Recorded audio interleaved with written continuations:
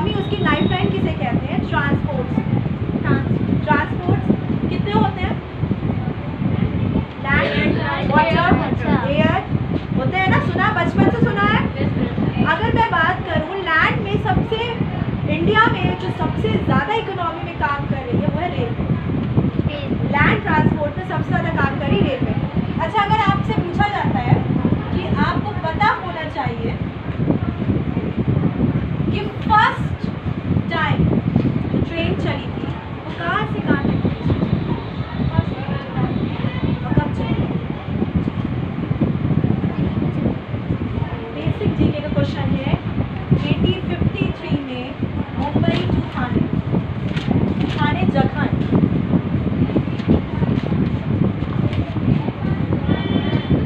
कब चली थी? 1853।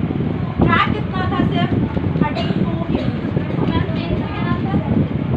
ट्रेन का नाम यहाँ पर नहीं बताया जा रहा है, यहाँ पे सब बताया जा रहा है मुंबई टू ठाणे। 1853 में चली थी पहली बार इंडिया में, पहली बार जो ट्रेन चली हमारे कंट्री में वो कब चली? 1853 मुंबई टू ठाणे के बीच में। कितना ट्रैक था? 34 किलोमीटर।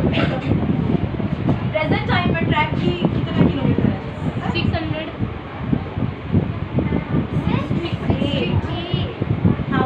प्रेजेंट टाइम, प्रेजेंट अभी टुडे इसमें बात करें। इसमें क्या है, इतना लंबा ट्रैक हमारे इंडिया में। मैम ट्रैक क्या होता है? जो पटरियाँ होती हैं, जो ट्रैक बोलते हैं ना, जो रास्ता जिसमें ट्रेन दौड़ती है, जो ट्रैक बोलते हैं। तो अगर मैं बात करूँ मुंबई से ठाणे के बीच में जो ट्रेन चली उसकी क्या स्ट्रेंथ थी? 34। और प्रेजेंट टाइम तो सोचो ये कितना बड़ा बिजनेस हो चुका है इंडिया। लंबी मतलब ट्रेन की पटरी है, एक ही ट्रेन की पटरी है क्या? पूरे इंडिया में जाल फैला ना ट्रेनों का। कहाँ से कहाँ तक? कश्मीर से लेकर कन्याकुमारी तक, गुजरात से लेके मेघालय तक, अरुणाचल प्रदेश तक, पूरा स्ट्रेंथ आपकी देख रहे हो।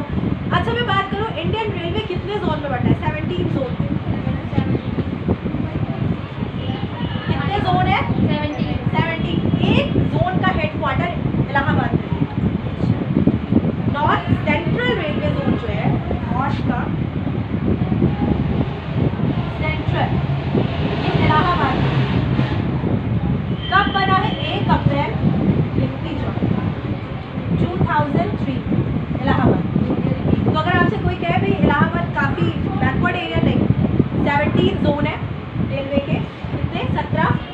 जिसमें से अगर मैं बात करूँ एक जोन आता है नॉर्थन सेंट्रल जोन, उसका हेडक्वार्टर कहाँ है? इलाहाबाद। आगरा, झांसी और इलाहाबाद, ये 3 डिवीज़न है। 3 डिवीज़न जिसका मेन हेडक्वार्टर कहाँ है? इलाहाबाद।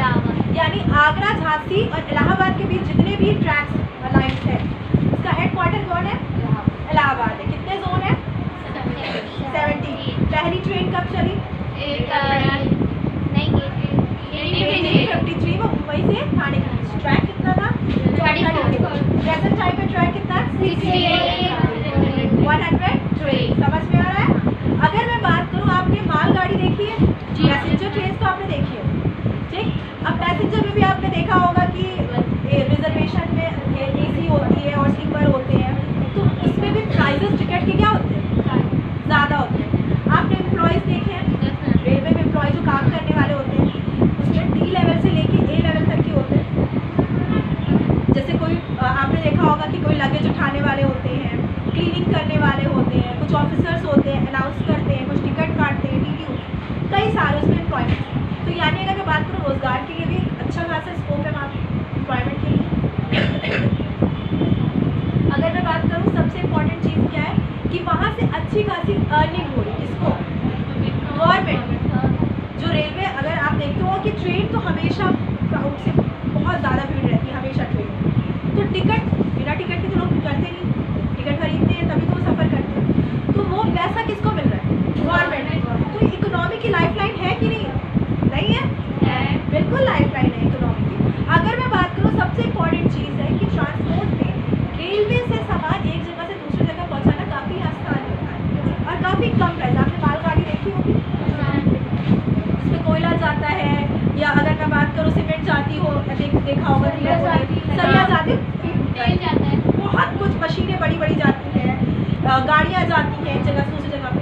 तो ये किससे जाती है? ट्रेन से जाती है। अब इससे क्या होता है, आपको एक तो इसका प्राइस थोड़ा कम होता है, ठीक है,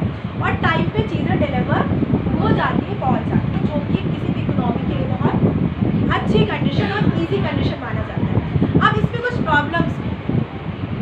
क्या प्रॉब्लम्स है?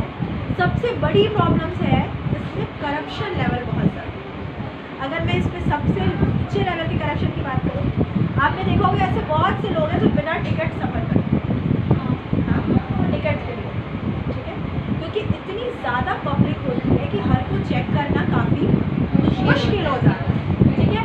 अगर मैं बात करूँ, ट्रैक हर जगह बिछाए नहीं जा सकते, पहाड़ों पे ट्रैकों को बिछाने के लिए बहुत मुश्किल लगती है, पूरी सुरंग बनानी पड़ती है, यानी काफ़ी कॉस्ट प्राइस भी इस पर खर्चा होता है। आपने देखा होगा कि बहुत से कि ट्रैक पटरियाँ टूट जाती हैं, जिससे गाड़ियाँ ट्रैक से उतर जाते हैं, जिससे काफ़ी लॉस होता है। उसका रख रखाव देखभाल करने के लिए आपने डिब्बों को, हम इंडिया में रहते हैं, हमें पता है गवर्नमेंट की चीज़ों को अपनी चीज़ नहीं समझते या पब्लिक चीज़ों को अपनी नहीं समझते।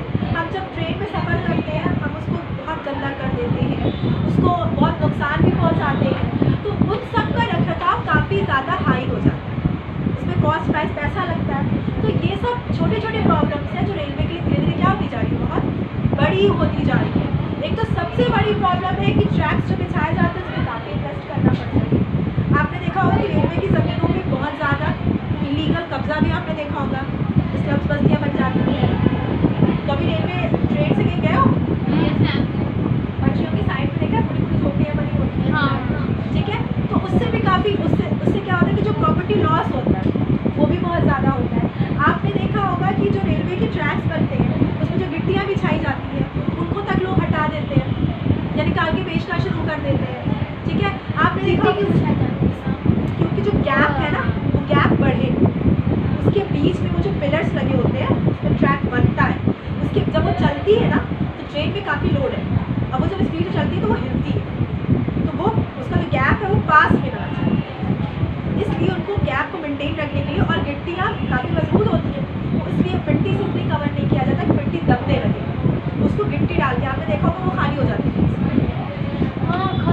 हाँ, उसको लोग निकाल के बेचना शुरू कर देते हैं, या जिसे क्या कहूँ मैं, करप्शन का लेवल इतना ज़्यादा है कि आप इतने स्टेशन वगैरह अगर देखे होंगे तो जो खिड़कियाँ हैं या जालियाँ हैं उनको भी गाँव वाले कभी कभी तोड़ के साइड से, जो छोटे मोटे स्टेशन से कभी गए होंगे तो सारे तो बड़े स्टेशन पड़े नहीं होंगे, तो छोटे छोटे स्टेशन पड़े होंगे जिनकी कंडीशन बहुत ख़राब आपने देखने को मिली।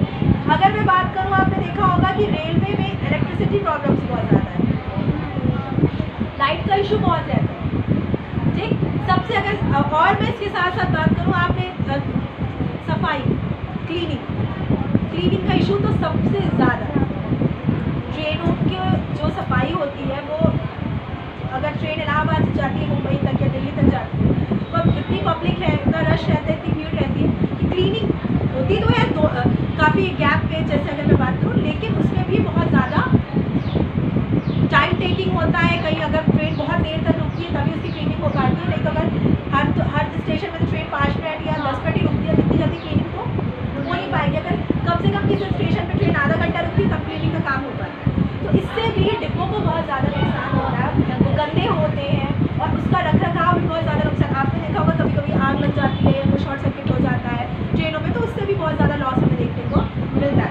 अगर मैं बात करूँ, इंजन काफ़ी पुराने हो चुके हैं हमारे कुछ ट्रेनों के, बहुत ज़्यादा, अगर तो यहाँ पे नई चीज़ें आनी चाहिए, इलेक्ट्रॉनिक इंजन आने चाहिए, लेकिन आज भी हम वही पुरानी चीज़ों में चल रहे हैं। अभी वंदे भारत ट्रेन नहीं आई है, देखा है, सफ़र किया है, इसमें ट्रैवल किया, आसिफा बैठी हो, नहीं बैठे हो गया हो सकता है। देखो वो ट्रेन तो है बहुत फास्ट, बहुत अच्छी जगह, लेकिन नहीं गंदी नहीं, उसकी क्लीनिंग का काम काफ़ी अच्छे से होता है, लेकिन उसका जो, अगर मैं बात करूँ उसके एक्सीडेंट्स जो हो रहे हैं उससे उसको नुकसान बहुत ज़्यादा है। एक तो वो इतनी महंगी ट्रेन है, आपने अगर उसकी पिक्चर्स वगैरह देखा हो तो बिल्कुल हाईटेक बुलेट ट्रेन की तरह डिज़ाइन की है, जापान की बुलेट ट्रेन देखी है, बिल्कुल उसकी तरह डिज़ाइन, उसकी डिज़ाइनिंग बिल्कुल वैसी है बुलेट ट्रेन जैसी, लेकिन उसका जो जिसे कह सकते हैं बॉडी स्ट्रक्चर है वो काफ़ी हल्का है। न्यूज़ में देखा होगा कि कहीं गाय लड़ जाती है, आगे का पूरा पार्ट टूट जाता है उसमें, और अपने पुराने जनों के हाल देखो, गाय क्या कुछ भी लड़ जाए कुछ नहीं होता उनके, तो ये चीज़ें हैं। अब उसका लॉस हुआ, उसका रख रखाव, उसका खर्चा, पूरी उसकी आगे की बॉडी स्ट्रक्चर चेंज हुआ, ये सब काफ़ी काफ़ी ज़्यादा नुकसान रेलवे को हो रहा है, समझ में आ रहा है। तो इसका नुकसान भी है, लेकिन इकोनॉमी के लिए हमारी बहुत, पहली बार जब से देश आज़ाद हुआ, या अगर मैं कहूँ जब से रेलवे बनी, पहली बार ट्रेन कब हुई आपको पता है? कोविड के टाइम पे ट्रेन की पहली बार, जब से ट्रेन चल रही है 1853 से, अगर चक्के रुके हैं तो कोविड। एशिया का सबसे बड़ा रेलवे का अगर मैं बात करूँ, रेलवे एरिया इंडिया का, एशिया में सबसे बड़े एरिया में रेलवे का फैला है, तो कहाँ फैला है? इंडिया। पूरे कितने जोन है? 17 जोन है यहाँ पे। जोन में मंडल की बात करें 17 जोन है यहाँ पे, और एक जोन इलाहाबाद में जो उसका हेडक्वार्टर है, वो जोन कौन सा है? नॉर्थ सेंट्रल जोन जो है।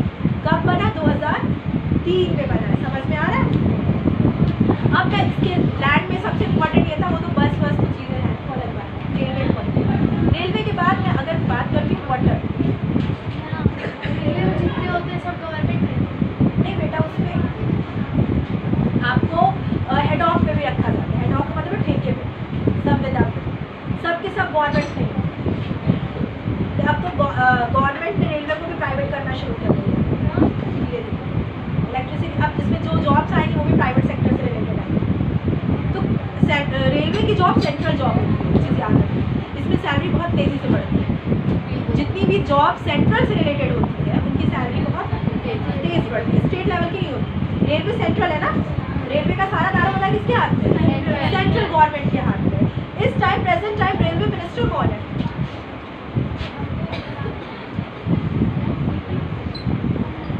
अश्विनी वैष्णव। लेडी नहीं है इनका, ये जेंट्स इनका नाम है, अश्विनी वैष्णव नाम है। लेडीज नहीं है। हाँ, आपने बताया था। मेल है, फीमेल नहीं है, नाम ऐसा है, वो वाला नाम है। अश्विनी वैष्णव प्रेजेंट टाइम, पहले भी यही थे और प्रेजेंट टाइम में भी यही। तो अगर मैं बात कर रही हूँ कि आपको समझ में आ गया कि कितने जोन होते हैं, इलाहाबाद में कौन सा हेड जोन है, मैं एक बार रिपीट कर देती हूँ। सबसे पहली ट्रेन चली हमारी 1853 में मुंबई से थाने के बीच में। इसका कितना रेंज था? 34 किलोमीटर। प्रेजेंट टाइम में कितना है? 68,000, यानी पूरा ऑल इंडिया में बात कर रही हूँ। अगर मैं बात करूँ तो रेलवे के जोन कितने हैं? 70। इलाहाबाद में के जोन का हेडक्वार्टर है नॉर्थन सेंट्रल। कब बना? 1 अप्रैल 2003 में। हाँ, ठीक है, 2003 में बना। समझ में आ रहा है। अब मैं बात करती हूँ वाटर पे।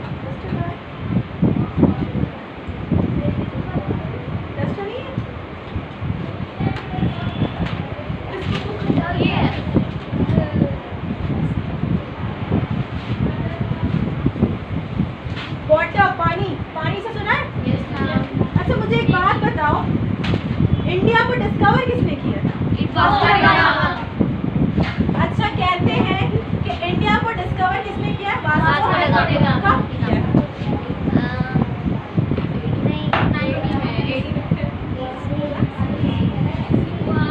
इसी में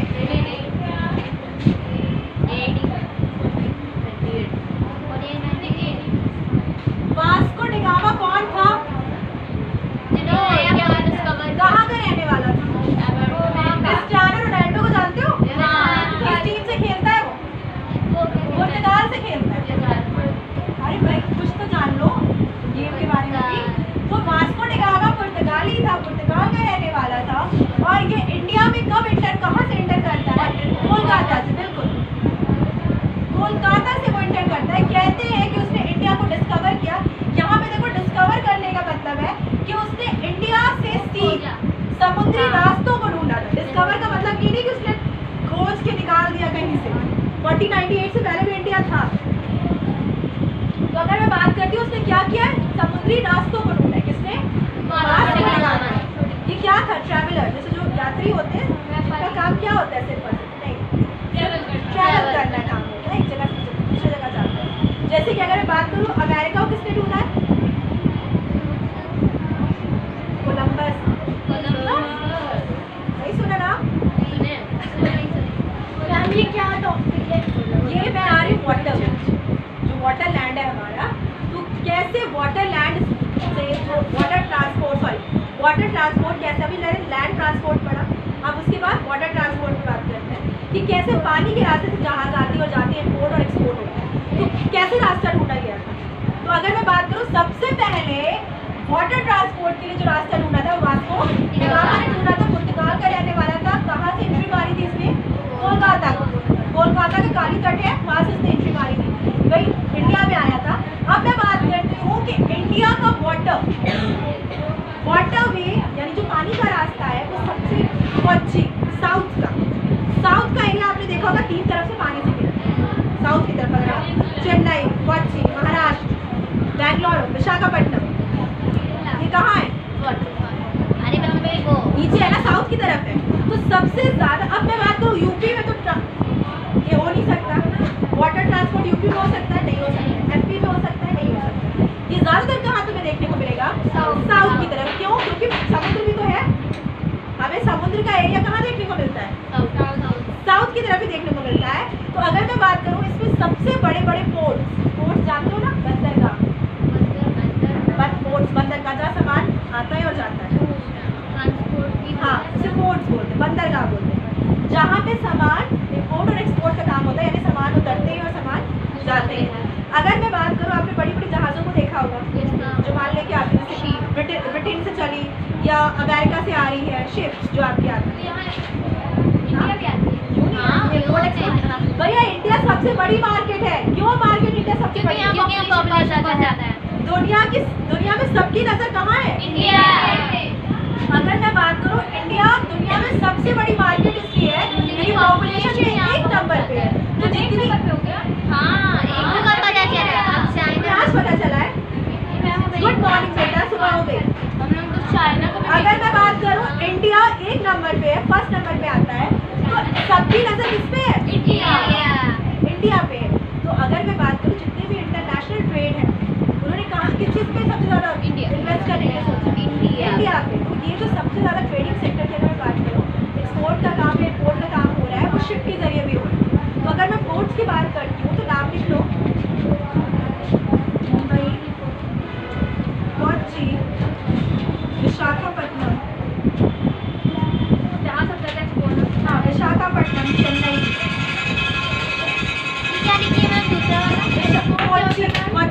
कोच्चि, क्या चीज़? निर्यात और आयात, एक्सपोर्ट इम्पोर्ट, देना और बेचना, ठीक है। तो अगर मैं बात करती हूँ चेन्नई, समझ में? पोर्ट विशाखापट्टनम, कोच्चि, मुंबई, बैंगलोर, बहुत से नाम है। 2 मिनट हो जाए, समझ में आ गया? अब इसके साथ एयर ट्रांसपोर्ट की मैं बात कर लेती हूँ, जल्दी से चैप्टर खत्म। एयर ट्रांसपोर्ट में अगर हम देखते हैं तो एयर ट्रांसपोर्ट में इम्पोर्ट और एक्सपोर्ट का काम होता है, लेकिन जो चीज़ें बहुत ज़्यादा एक्सपेंसिव और कम टाइम पे पहुँच जानी चाहिए, जैसे ऑक्सीजन सिलेंडर्स, दवाइयाँ हैं, तो उनका एक्सपोर्ट इम्पोर्ट किससे होगा? एयर से होगा। इम्पोर्ट और एक्सपोर्ट किससे होगा? एयर से होगा, क्योंकि वो ज़्यादा तेज पहुँचती है। जैसे कोविड में ऑक्सीजन आई बाहर से, जैसे इजराइल की हेल्प की जा रही है या फिलिस्तीन की हेल्प की जा रही है, किससे? एयरक्राफ्ट से, एयरबेस से हेल्प की जा रही है। समझ में आ रहा है?